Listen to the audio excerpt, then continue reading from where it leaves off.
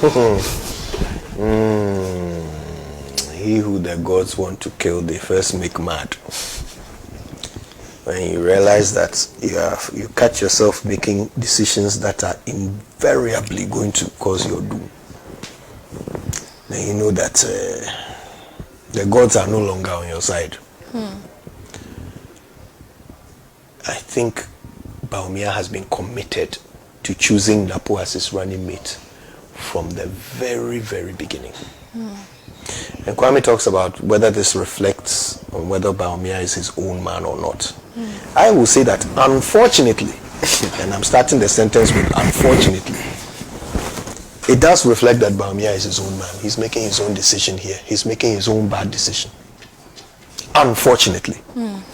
Because yesterday's reporting, and that's the only bit of news I've caught in the past week, was that when the vice president presented his choice to the president, the president gave his advice and his suggestions. And it was after those advice and suggestions that the president eventually accepted Napo. So,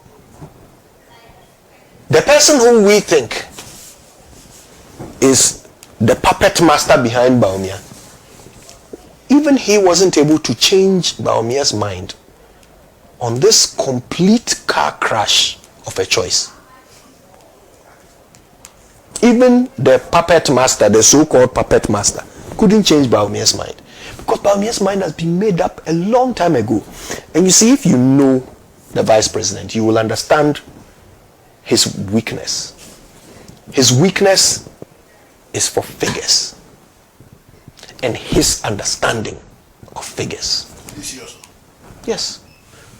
That's his weakness. And I'm not saying that he has, I'm not questioning his competence when it comes to economics. He is an economist, a competent one. I'm not questioning his ability to read a spreadsheet. His real weakness is when he tries to make numbers and politics align. That's his real weakness. And every single trap that he has fallen into in his career is because of this. Every single thing he has said that has taken numbers and turned them into political rhetoric is now the albatross around his neck. And unfortunately, the process by which he has chosen Napo, or chose Napo, because I'm telling you, this choice was years in the making. In fact, Miracles said it months ago, that the president knew even, the vice president knew even before he became presidential candidate, who he would choose as running mate. Wow. Yeah.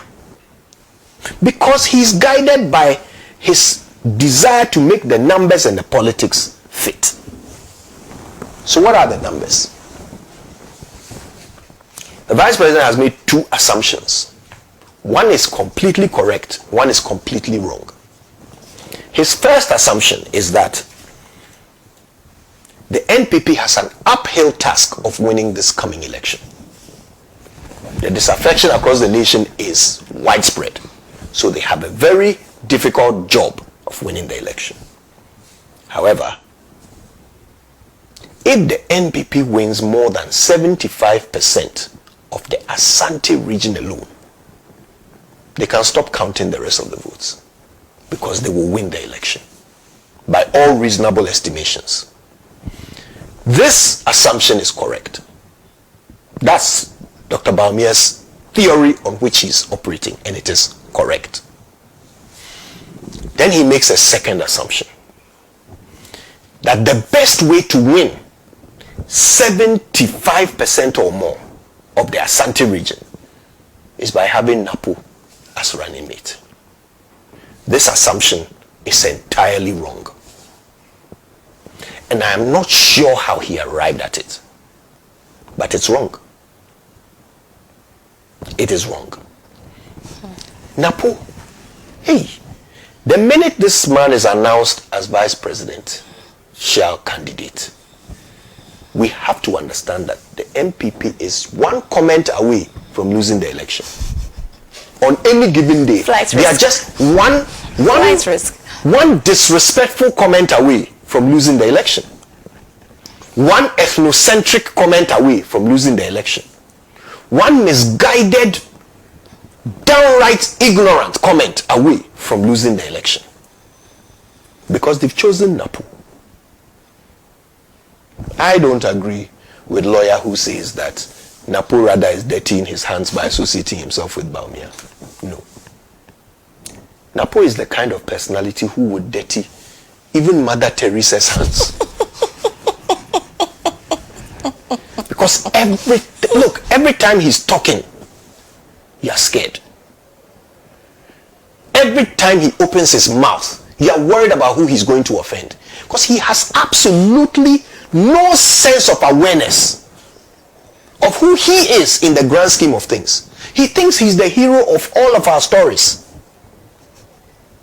And that we just wake up in the morning with the yearning desire to hear what nugget of wisdom will fall out of his mouth today.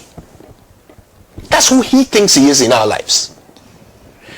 Only a person with such a God complex, such a misguided God complex, can tell children whose life outcome falls under your ministry, you can tell them that if you don't have toilet facilities, take a polythene bag, defecate in it, and throw it into the bush. Vice President. He wants to be vice president.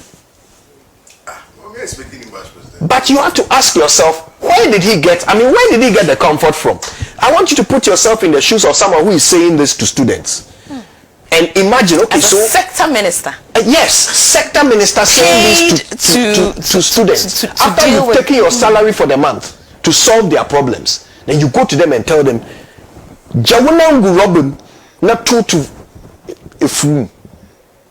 while you are saying that, I want you to close your eyes and picture, where do you gather the audacity to say it?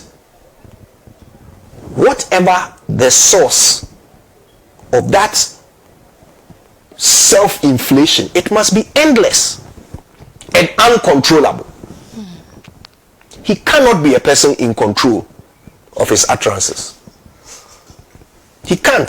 To go and tell the people of Keta that if government budgets to stop your town from flooding, you will go and demonstrate in Kumasi against it. Now you want to be their vice president. I'm sorry, but in order for you to even have that desire, you must be convinced that the people of Keta are of no consequence. Yeah, otherwise at this point you would know that you can't possibly be their vice president. But he doesn't care. Their existence matters a lot to him. That's why he's able to put himself up to be their vice president. Because he actually doesn't think he will be their vice president. It's a tricky business. So no, I'm sorry, but this is a decision which is basically car crash TV. From now on, we are all just going to be waking up, switching on the TV to see how is Napo going to screw the MPP today. From now to the election, this is what we are going to do. And if by some gods of Donald Trump, these people end up winning, and Napo becomes our vice president, I can't roll in simple fun. As I speak to you now, I'm a member of Parliament. I have not had the opportunity to discuss this with anybody, let alone the presidential candidate. And if it's the case that presidential candidate is consulting, I would think that he will also want to consult his parliamentary group, because we are his generals going to battle, and you cannot neglect your generals and be talking to the men on the field. And I'm not sure that is a strategy the presidential candidate want to adopt, because we are fronting his campaign. Whether good or not, the determinant of our success or otherwise depends on the efforts that we put in. So if Vice President is just talking to members of Parliament and talking to people in the precincts, I think that it wouldn't be a good strategy. But is this name running around from the circles of you, the majority caucus, as supposedly an accepted one? I will not say anybody has been accepted. We don't accept candidates in the media. We accept candidates in the National Council meeting when a nominee has appeared before, or the presidential candidate has nominated somebody, and we decide on that person. So for now, whatever is in the media is for consumption of people who rely on the media. But me, as a party person, I will be very constitutional in this approach, and I will want to listen to the party speak through the National Council. Will he be a preferred choice for the majority? That if it was for me to choose, I would choose him. Why? He's not my preference. Me. He's not your preference? Yes. Dr. Matthew Opoku Prempeh is saying that he is not my preference. But that doesn't mean that he is not qualified. Do you have a preference? Well, if there was an opportunity like that, I would express a candidate, however acceptable or otherwise, to our presidential candidate. What candidate I would want somebody who will be open with the people on the ground, who will be able to deliver the votes, and who would also submit to the presidency, and who will also be important in bringing Parliament closer to executive. I would probably select somebody who is more acceptable by the generals going to the war, the parliamentarians.